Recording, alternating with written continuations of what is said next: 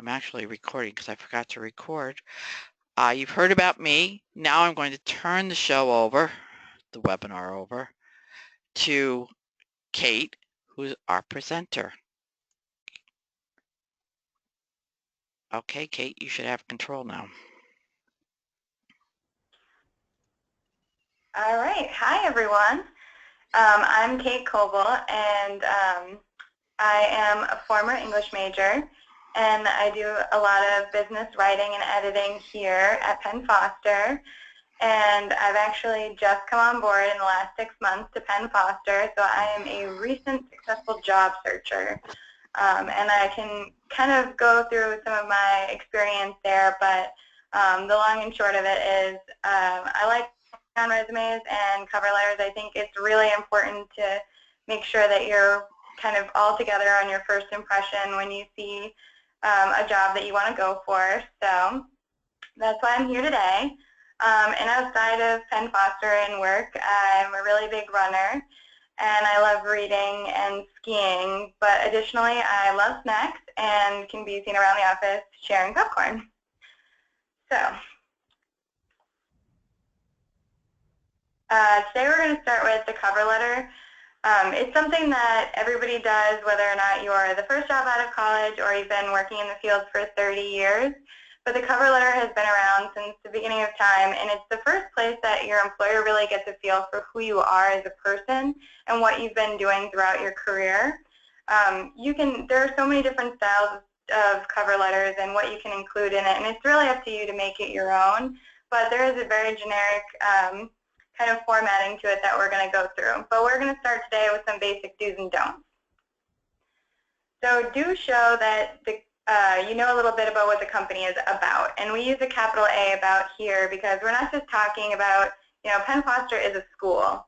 But besides being a school, it's a distance learning school. And we focus on, helping students throughout their entire life cycle as a student and really working towards people's confidence. And so as an employer, you would know that they're a school, but we're more than just a school. You want to know kind of why they are different and what makes them the unique entity that they are. You want to explain how your skills match their needs. So if you're going for a position in dental assistant, you want to make sure that you're not only covering the skills that they're listing within their job posting, but also that you're covering the broader levels and skills that you learned while you were in school. And you want to use phrases and skills from the requirements of the job posting. If they're terming something to be client services or rather than client relations, or you want to make sure that you're repeating back to them in that same way and using some of the industry buzz terms. And your cover letter is a place where you can explain your job gaps. And this is something that we're going to talk about a few times throughout this kind of webinar, but basically, we're all human, and we know that sometimes your path gets interrupted, and that's perfectly fine. But if you do have a situation where maybe you stopped going to school for a little bit to take care of a sick loved one or to raise your family, or you stepped out of the workforce for a few years to do something similarly, this is where you're going to explain that job gap. And you're not going to go into your whole story. You're not going to tell them exactly what happened to you word for word. But it's good if you can explain, that you spent 5 years raising a family or whatnot. That's something that happens to a lot of people, and this is where you would do that. And you want to show your personality. You want them to come away feeling like, they want to talk to you more, and they want to know more about what makes you you. And if you can, slide a joke in there, if that's who you are, then that's something that you want to do. But you want to do it in a tasteful, kind of business-oriented way. But you still want to show them that, you're not just, you're out of the box. You're more than just one in a million. What you don't want to do is repeat word for word from the job description. They are going to see right through that. And a lot of times what people do is they build a single cover letter, and then they go through and they say, all right, I'll just change out the job title and the company and the position.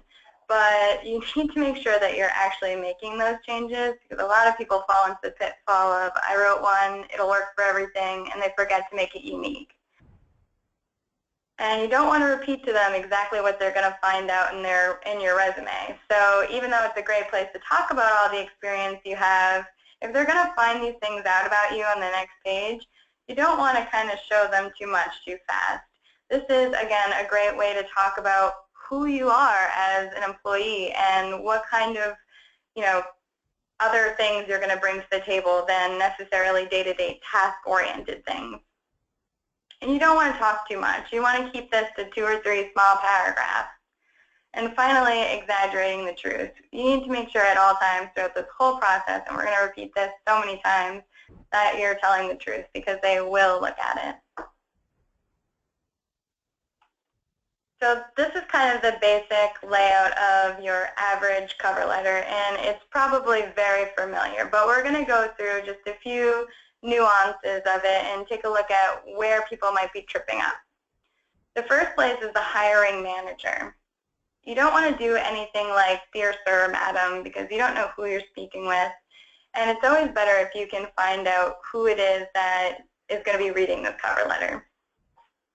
But if you have to make a generic term, you can say, to whom it may concern, or something similar to that. Within the first sentence of your body paragraph here, you're going to want to tell them what the name of the position that you're applying for is and to which company you're applying, because it's likely that you could work with a recruiter who would see hundreds of jobs a day and hundreds of resumes and cover letters, and you want to make sure that they know which one they're matching you with. But also it gives you a moment to talk about why you know this company and what it is about this company that you want to work for. When I decided to look at Penn Foster, I was looking for a place where I would feel kind of involved in the community and embedded in a culture. And that was something that Penn Foster really brought to the table for me. So that's what I wanted to talk about when I want to talk to the people at Penn Foster, what it would be like to work there, and how their mission kind of helps students in a day-to-day world. And then you want to talk about what your personal qualities are that make you a prime candidate for this position. So in this example here, we have a dental assistant, and this little paragraph shows not only that they have the technical skills that are involved in being a dental assistant, but they also have the people management skills.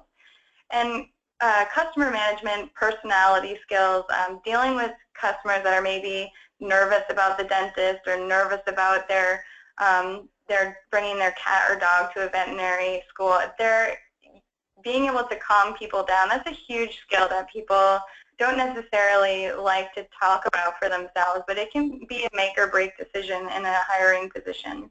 So this is a space that you have where you can explain anything from your gaps in employment to how your qualities align with their business mission, to what you want to get out of this job. I oftentimes will write in a cover letter that I'm looking for a company that wants me to grow within this position. I'm looking for something that I can start here today and work really hard and learn new things, and I want to be around people that also want to learn new things. So I say that right up front so that when they're looking at me, not only are they matching my skills, but they're also matching me as a personality to their culture. And it helps them to understand whether or not I would be a good fit. And it helps me to understand, because they're not going to call me if I'm not, that I want to be there. And then finally, when I go through, I remind them of why I fit into their team and how I can be a part of their team. And we often say things like, I'm excited, or I'm thrilled, and those are great things. But we don't want to overdo that. We want to make sure we're kind of mixing in, the excited portions of it with the down to business portion. And then if you see underneath, I put my full name, and then I put, that I'm a certified dental assistant, which I'm not, and I'm not sure. But if you have a title or a position or some sort of certification that you can put underneath your name, that tells them right away that you can move on to the next page. Does anyone have any questions, or is there anything that anyone wanted to kind of talk over here?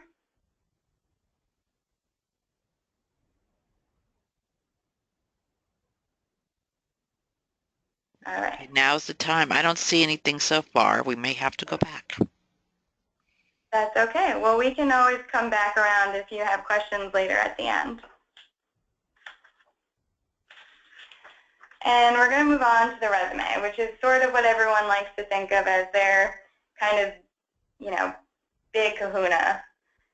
Today's job search looks a little bit different than generations before us. Technology lets us submit cover letters and resumes and job postings within ease at any moment, at any time.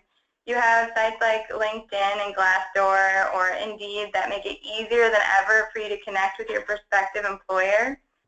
But the resume has really stayed the same. Whether or not you're changing jobs or you're fresh out of college, you need a resume and it needs to follow the same format. And some things have kind of evolved, and there are different job employers that are looking for something a little bit more creative or something a little bit more dynamic. But the basic one-page tried and true is always going to be your kind of top thing. So now we have some basic facts about recruiters and your resume. You only get about 6 to 9 seconds to make your first impression. And that comes to us from Business Insiders. But it's kind of across the board a visual thing at first. They're looking to make sure that it's readable, that they can understand sort of what you're driving at. But you have under a minute, well under half a minute, to try to make your first impression. So it's really important that you nail that formatting down. And if you look on the right here, we have a basic heat map of how the recruiter will view your resume, and the really strong red parts are where their eyes catch the most amount of time. So you can see that they're really scanning your profile. They're taking a look at the company names that you worked for, the dates, who you are, your name and contact information, and your education and technical skills. So you want to make sure that they can find those big headers within a few seconds. So they're reading the most important thing. So a clear format helps you to get there. And in addition to this, 68.5% of recruiters will look at your Facebook profile. So if you didn't get a chance to catch the social media webinar, you can watch it later on YouTube, but they're looking for you. 76% of resumes are discarded for an unprofessional email address, and that could be something like just a little bit more playful. Most people nowadays do use like first name, last name, or some combination at whatever.com, and I think it's becoming less and less of a deal breaker as people kind of have standardized email addresses. But if you think of the long ago AIM screen name, they're kind of more for your personal life and should be, you can definitely have a personal email and a professional email. That's something that a lot of people are doing. And 76%, a single mistake on your resume can prevent you from moving forward. So make sure that you send your resume around for other people to review it, because it's really, really hard to review your own work. So send it to your mom, send it to your aunt, send it to your neighbor down the street, but make sure somebody else is helping you out with this. And the basic format. The golden of resume writing is to find a format that's clear and clean. You want to make sure that everything is matching space-wise. This is something that if you look at resumes on a normal basis, you'll see people that don't have spaces between equally between dashes. You'll see extra returns. So if you hit the enter bar too many times between jobs, you'll see sort of the format go all over the place, and that really makes it hard for a recruiter to look at. And they're looking at, again, hundreds a day. So you want to make sure that you're evenly spacing out every piece of your resume. If you take a look at the resume on the right, it's really clean to read. You can tell when you're looking at the education pieces. You can tell the experience. This person in particular put their dates of employment on the left here, because most people read left to right. Putting the most important information on the left is always easier for the person that's reading it. But you want to make sure that your most recent job is at the top. And that's because the most recent thing that you did is likely the most relevant. If you have retail experience from the early 2000s, then, and you haven't done that in 10 years, then that's not as recent and relevant as something you've been doing all day today. If your resume has time gaps in it, you need to explain that, because that's one of the biggest things that recruiters will look at in those first 6 to 9 seconds, is whether or not you've been in and out or kind of all around the job market. And again, you have that giant cover letter that you can use, so use that space wisely. If you're a new student or a recent graduate and you haven't had very many work opportunities and you have this overwhelming feeling like you don't have enough to show, you can certainly put your recent coursework in there and any sort of like formal or non-formal work that you're doing. If you've done any kind of one-off coursework or pieces of your actual program here, you can list those out. But you only want to list your GPA if it's over a 3.5. That's sort of like the average acceptable, like, kind of pat on the back GPA, but any other one you can just kind of leave off. But you certainly want to mention any of your awards, whether that's honor roll or, I don't know, just any award that you've received that's academically inclined. And you definitely never want to tell a lie. So a lot of people embellish, and they'll say that they developed something when they really only implemented it, or they managed people, or some sort of stretch of the fabrication. Everybody can recall when the guy got caught for lying and saying that he went to Harvard, and he did not. The long and short of it is, you don't have to have gone to Harvard. Just be honest and direct and authentic with what you have, and your employer will respect you for that. Does anyone have any questions or anything they want to go over? We're going a little bit further down the resume format, so feel free to jump in. Okay, nothing so far. All righty. The next thing we're going to really cover is your bullets, because your bullets are really the biggest piece of your resume. It's what you should probably be spending the majority of your time on. The format is really important, and you should be trying to keep it to one page at all times. But your bullets are what after those 6 to 9 seconds, when the recruiter or employer has decided that you're a candidate, they are going to comb through your bullets, and they're going to use those bullets in an interview to ask you questions about the type of work that you've done and the experience that you've gained. But one of the most common pitfalls is not including what happened within your bullets. A lot of people write what they did.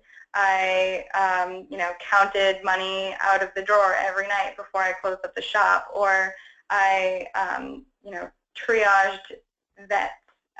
Or whatever it is that you're actually doing within your job. But how you want to format it is always going to be action. What action did you take? Did you evaluate? Did you manage? Did you, whatever the action is going to be. And then whatever you did to that object and the outcome of it. So here you'll see this person evaluated the patient's symptoms, and they completed the patient paperwork for quality assurance. And a lot of times we think, like, if somebody asked me tomorrow, what do you do all day? I might not be able to have that at the top of my head. But if you really think about it, everything that you do, whether it's answering your emails or being friendly on a phone call or even filling out paperwork, is going to come to some sort of end. And you should be figuring out either how to talk about that outcome or how to count that outcome. So, do you have a success rate that you can talk about? Do you have a blog post viewership that you can talk about? What about it makes it quantifiable? Your bullets can either have periods at the end or not, depending on how you write them. But whatever you choose to do, stick with it. Again, that goes back to the formatting, and you want to make sure that they all have the same thing. And whatever your title is, the name of your employer is, the dates, however you want to format it, if you italicize it or bold it or caps lock, you want to make sure that that's uniform throughout the entire thing. It'll really help with the readership portion of it. And the same with maintaining spaces. If you have one enter after your title, then you need to make sure that that's the same throughout. So now we're going to talk a little bit about the extras. And at the end of your resume, you probably have space, you may not, but to have some sort of skills or volunteer work or things that are specifically about you that have nothing or have some sort of relevance to your job. But you do want to make sure that they have some sort of kind of marketable thing. So right now a lot of people try to sneak in photos or something so that it makes them look more unique so that they can be remembered. But research has shown that the recruiter in the job search is not actually looking at your photos. They're glossing right over it and sticking to the words, which is probably a nice thing. But unless you're an actor, you don't need it. And you should always include any volunteer work or sort of extracurricular work that you do, because it's humanizing. And people who volunteer or who are involved in community service, whether it's Big Brother or some other cancer organization, they really care deeply about these things. And in an interview, it can be something that ties you more closely to who you're talking with. You have a kind of starting point. And you can put your hobbies in there if they're exceptional, or if they show that you think outside the box, or you're willing to work hard, or that sort of thing. Watching TV or watching sports or following fantasy things, those are not really applicable, whereas like something like raising money for a charity or running a marathon shows that you're willing to go the distance, you tried, and you're willing to fail and pick yourself up and keep going. And then finally, the skills section. This is something that I personally think people never give themselves enough credit for. A lot of people will write that they have like HTML background or Spanish as just a language, but you don't just speak Spanish, you are proficient in Spanish, or you're fluent in Spanish, and that can be a really helpful distinction. The same thing with computer skills. If you just write down that you're really good at using computers, nobody's going to know whether you are the average person that steps out of college or whether this is something that you care deeply about and you're very, very good at. It's just going to become kind of, base level. And if you have something extraordinary, you should talk about it. And a lot of people forget that communication skills or organizational skills are real skills that are applicable in almost every market. Whether you're a doctor or an auto mechanic or even a veterinarian, you need to be able to communicate with the people that are using your services, and having a very clear or friendly tone and knowing when to say something is a very big part of that role.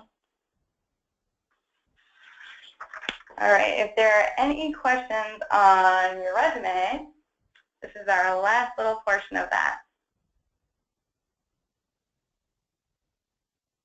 Okay. So we're moving on to the thank you notes. This is something that doesn't normally go with cover letters and resumes, but I wanted to include it because it's often really overlooked, and it can really honestly be a make or break for getting a job. Thank you notes were something that was kind of an always thing in the past, and it's still sort of forgotten about, but they're excellent for when you walk out of your interview and you think, well, it's out of my hands now, nothing else I can do. But it's not true. You still have cards you can play. So here's a look at a few thank you notes and some things that you should know about sending thank you notes. You should always send them right away.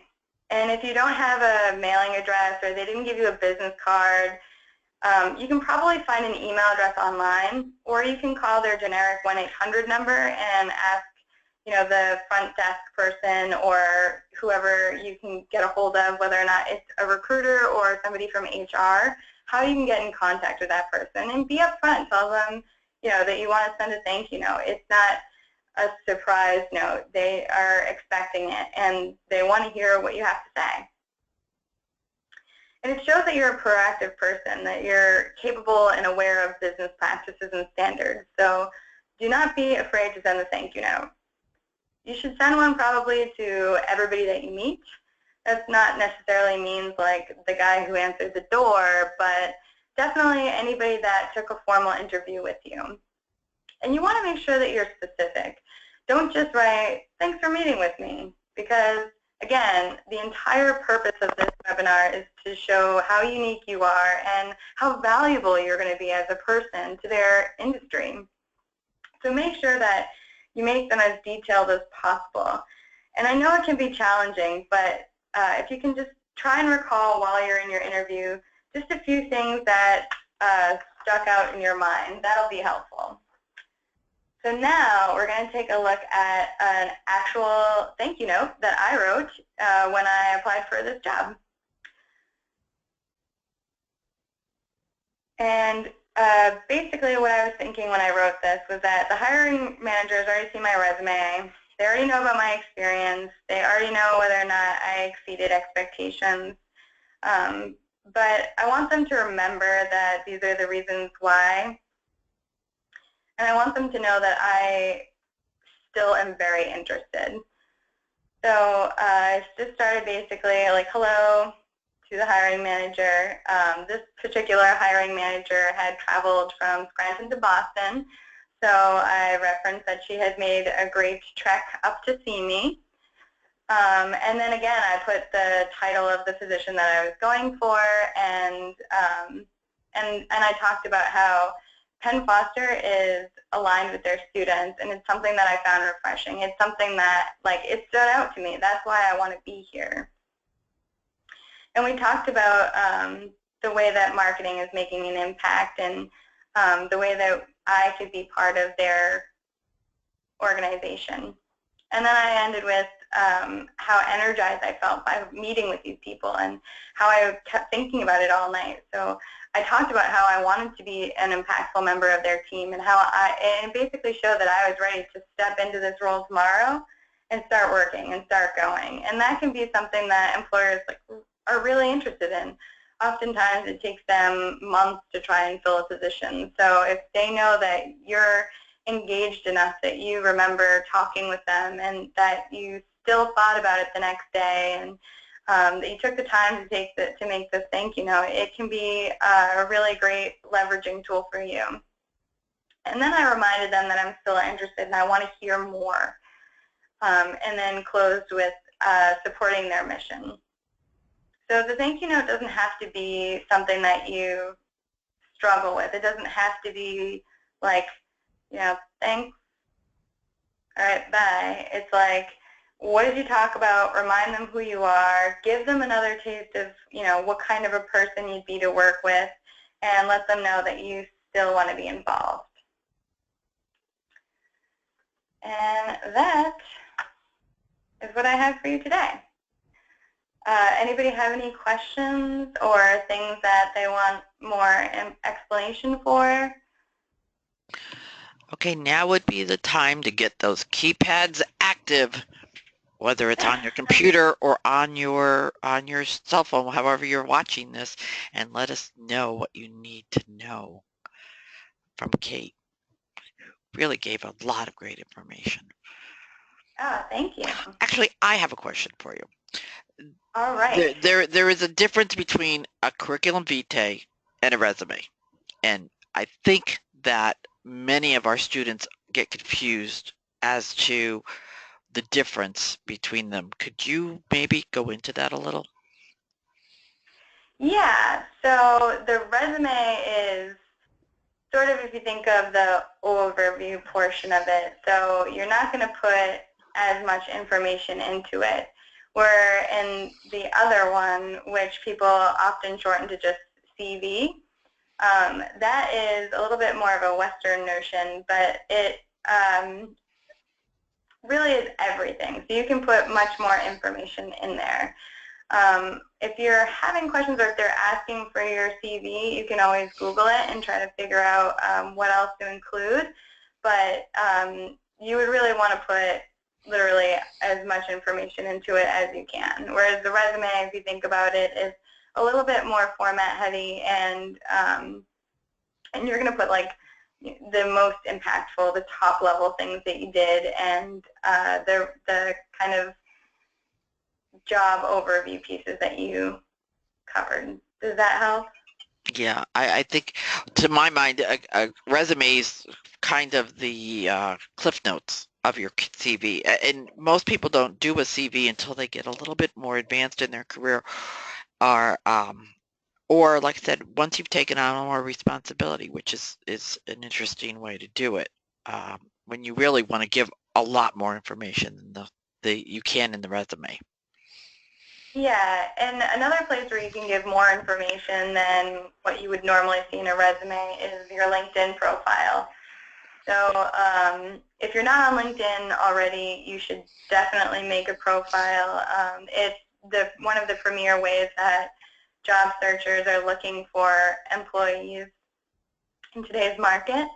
And it's actually, I mean, it's amazing. You can connect with people very simply, and it makes asking for recommendations or finding out what somebody's key strengths are much easier. And you can put in so much more information because you're not actually you're not upheld to that one-page standard. So in my LinkedIn profile, I have coursework that I've done. I have Twitter handles that I've managed. I have blog posts, just everything that kind of helps brand me as I am as a person and as an employee. I've put those within my LinkedIn profile, and I have sourced like former coworkers and former instructors have sent me recommendations, and those are all in there. So it kind of includes your recommendations within your entire resume. Okay, we have one about the cover letter here. Teresa would like to know, on the cover letter, should you try to be as professional as possible? And I'm not really sure about what she means by professional, if she means in the language or... Oh, I think I get this. Mhm. So we talked a lot in the cover letter about showing your personality and really being your authentic self, and that's something that I really think is important when you're writing a cover letter. And I think you should always strive for being professional, but be your professional self. So if you are the type of person that can mix a little bit of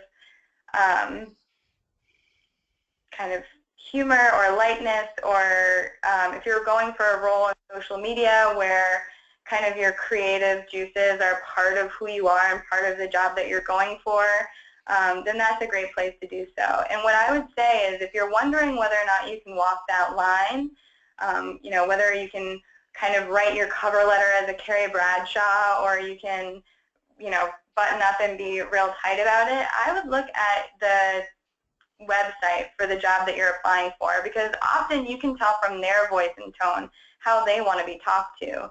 And you'll always have a little bit more flexibility if you're applying for a job that's either like writing based or design based, or even, you know, maybe you're applying for a coding job at a comic book or a video game.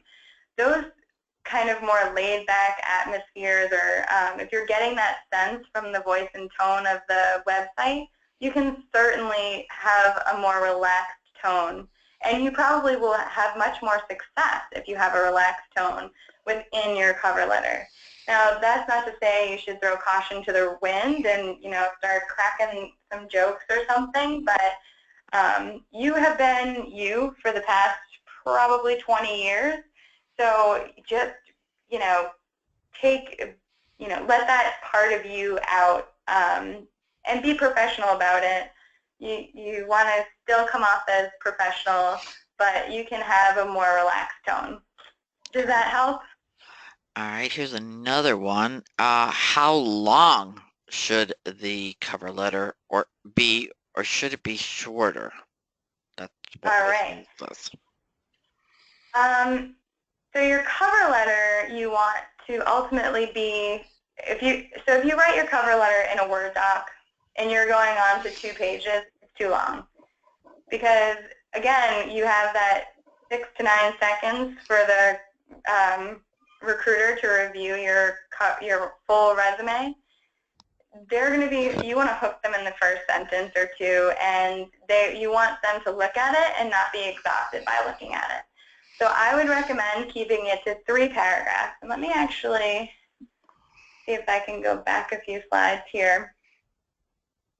So this is kind of a long-ish cover letter, but keeping it sort of to that 3-paragraph digestible size will help you ensure that your reader is getting all the way to the bottom. And they can scan a lot of it. They know what they're looking for in some cases, so they might not read, maybe the last sentence or so, but you want to make sure that you're using the space that you're given judiciously and really making an impact within that space. Does that help a little bit? Okay. I don't see any more questions at this moment. If you have them, please let me, get them in. And as I do see that Wednesday, I got Wesley, I got Wendy's, I got Tony's. Yeah, I've gotten just about all of them. Pamela's. I haven't seen Pamela's questions. Go to the question pane. Pamela. Let's see. Here we go. How would perfect attendance? Okay, that was back when we were talking about why you should or not print your attendance sheet. Okay, here's a great question. It's actually a couple from Sarah. She said, "Hello, how would I put on the resume about being a student ambassador, and what should I do if I don't have experience in the field that I'm now trying to enter?" So you've got 2 good That is a questions. great question. So I would put the student ambassadors, if you look here on the screen, this person, this kind of fake, I got it off a Google search for sample resumes that you can use in webinars. And if you look here, they have where they attended school and underneath, the degree that they were attending for and the years that they were part of it. And then underneath that, I would put your student ambassador. So you could say student ambassador 2015, 2016, or 2015 to 2017, however long that you hold that position for. And it's a fairly universal term, so I think people will understand that you held that position. But that's an excellent question, because any sort of roles that you have either within school or outside of school. So if you're the member of your child's PTA or a running club president or any sort of role that you hold formally within an organization, you can certainly put that on your resume, and you should, because it shows that you have taken initiative and that you're not afraid of leadership opportunities. And the second question, what was the second part of that question?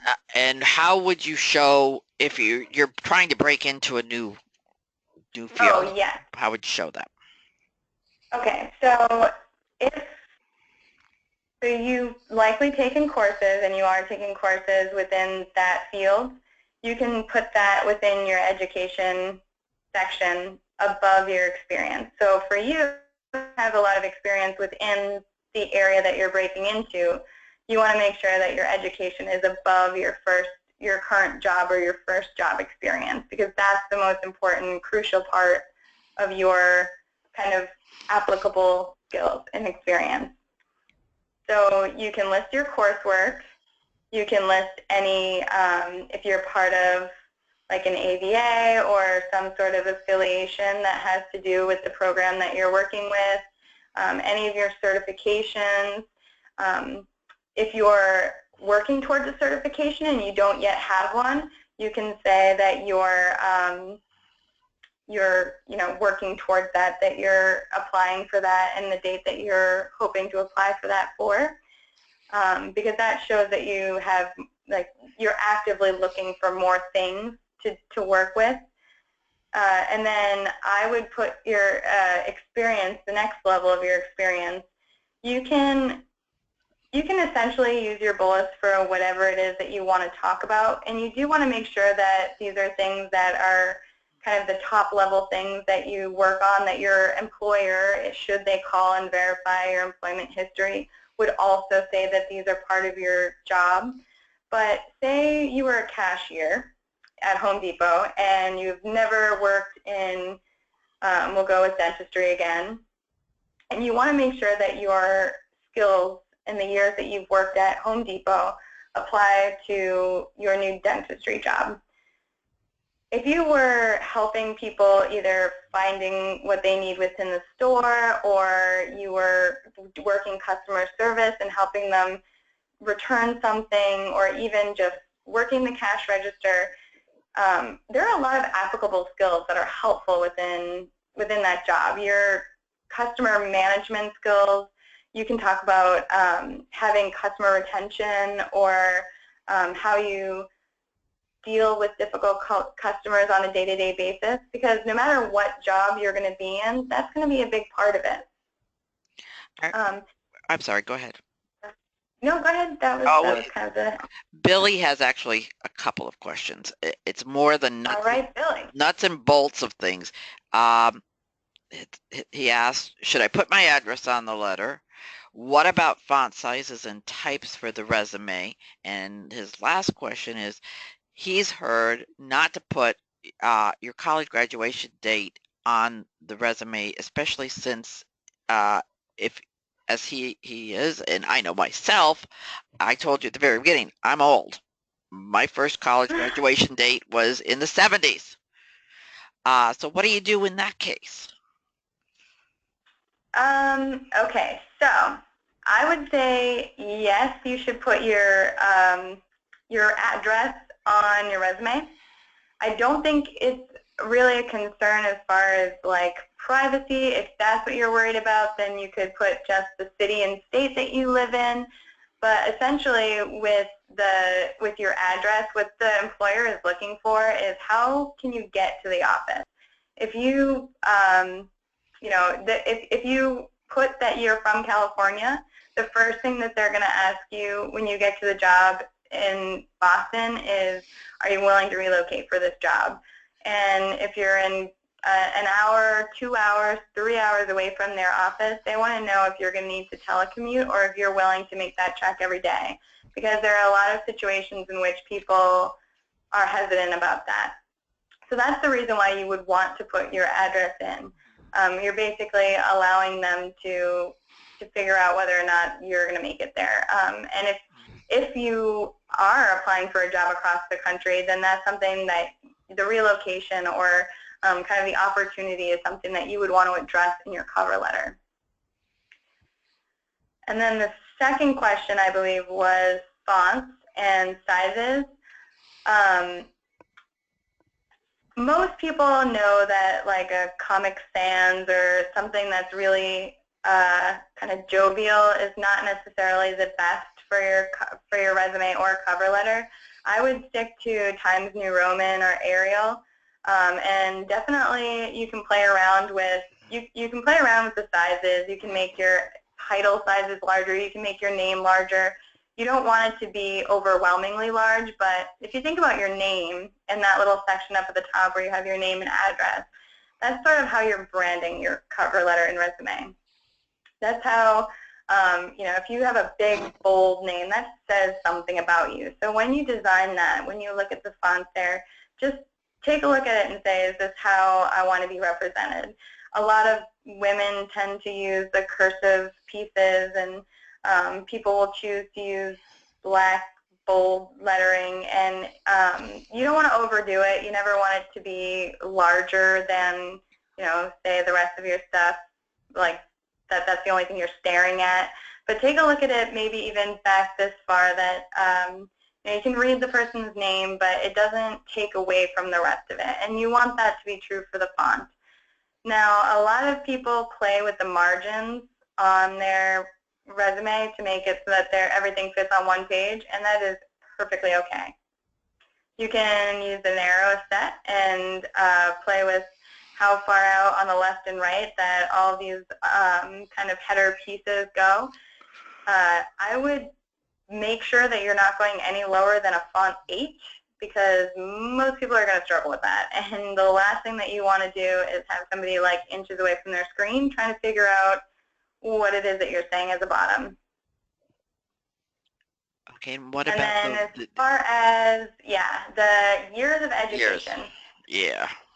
So, I mean, if you haven't been in school, okay, if it took you 10 years to get through school, that's perfectly fine. You can just put the last year that you attended school. You put your graduation date. If you're worried about your graduation date being very far in the past, it's very likely that you have other experience that is going to be relevant and take part of that, and they're not going to penalize you for that. So, maybe you went to grad school, or you went to undergrad way back when, and now you're back for your graduate school.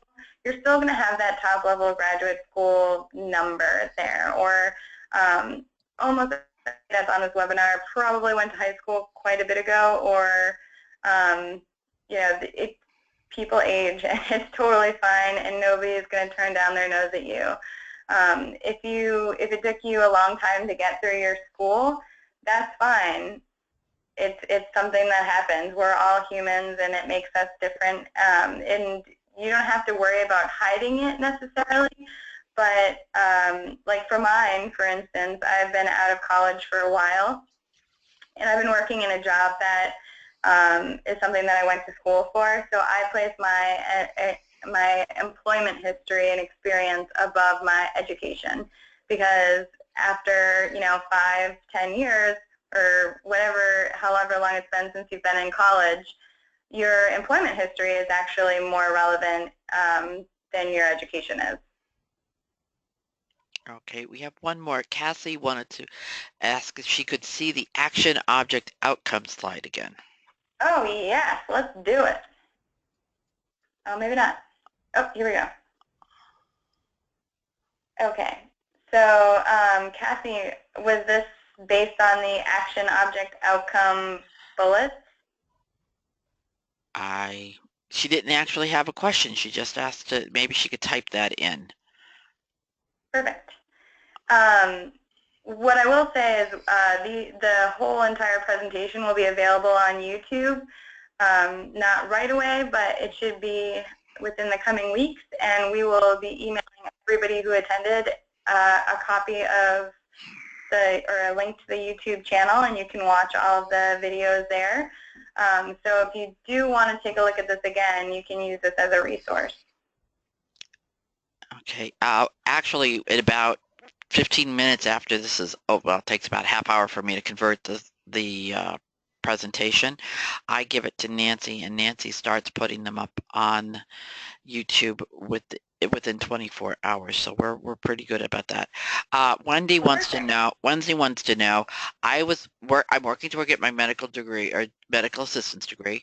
I've done in-home private care. That wasn't through a company. It was solely volunteer help for 2 years. Since it wasn't a company, how would you list that?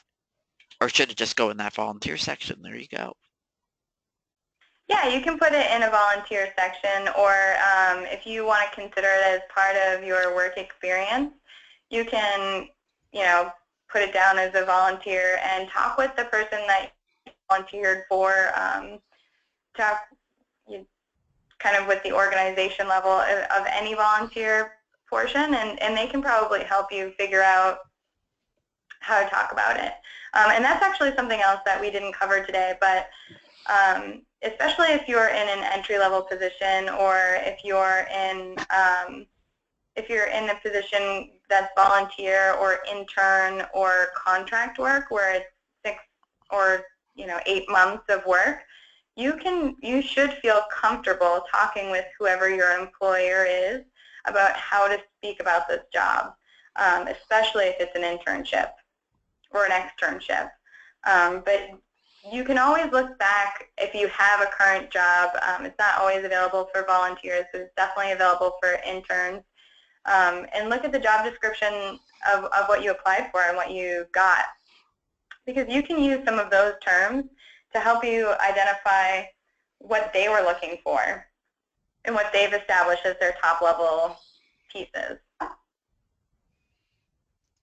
Okay, let's see if we've hit them all now or not. I think we have. I actually have one more question from Bliss, Okay. who joined me in the office today.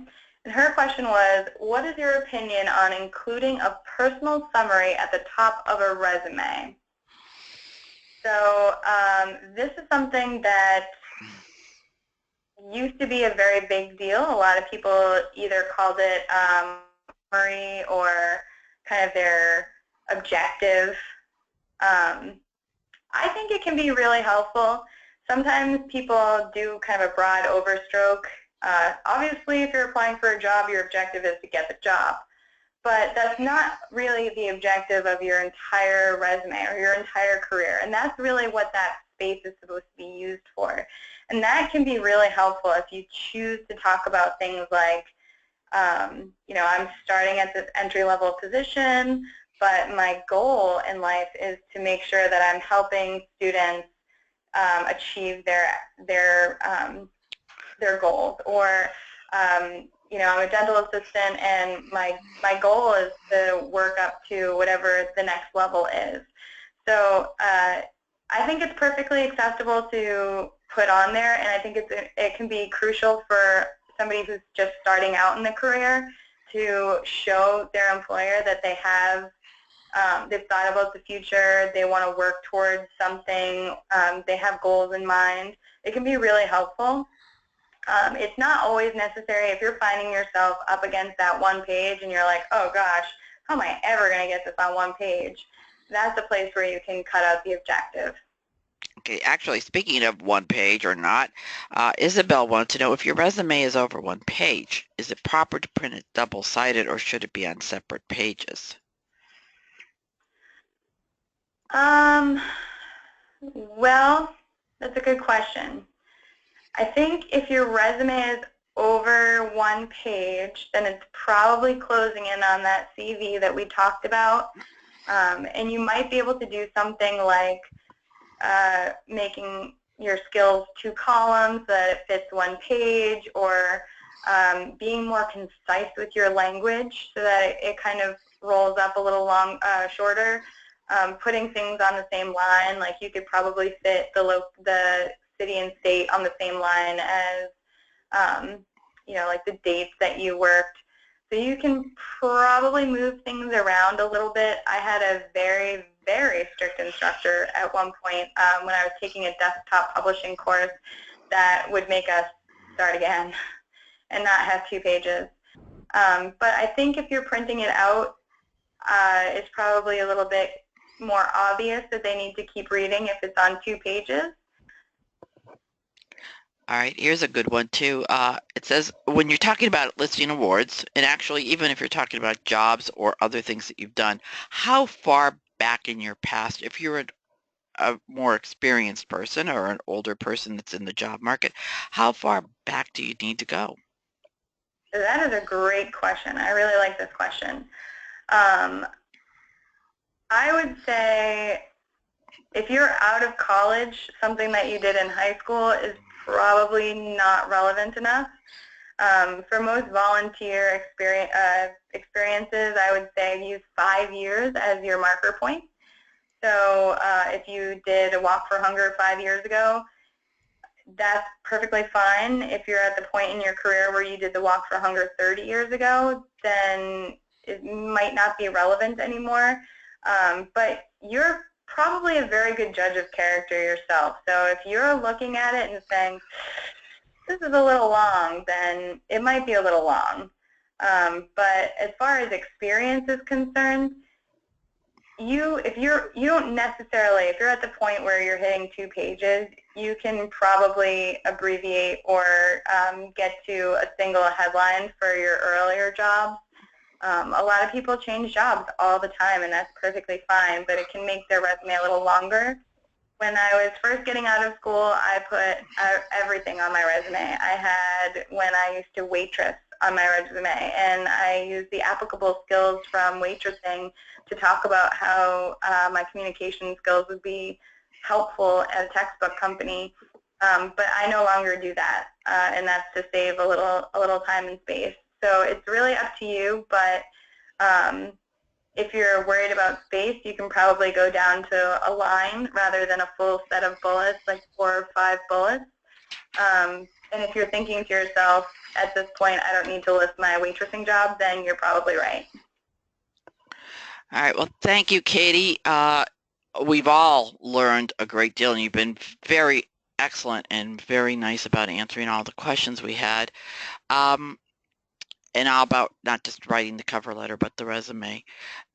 At the end of this, I'm getting a lot more questions about people who missed the very beginning and may have missed the whole conversation about how you can get access to this. We will be sending out emails to each of you in about an hour that has your link to your certificate of completion and to a short survey. Nancy, who is the head of our department here, is working on getting everything up on YouTube, which you'll see if you go through your community page, you'll see links to all of everything that we have done so far. So that's basically it. We do want to remind you there's still quite a few more webinars coming up. As a matter of fact, the next one is tonight at 8 p.m. Eastern, and it's titled, Can You Hear Me Now? Understanding Body Language and the Importance of the Vocal Element. So any of you who have an interest in that, haven't signed up, you still have time to sign up for that and all the remaining webinars that we have. I want to thank you all, and we're going to stop the presentation at this time.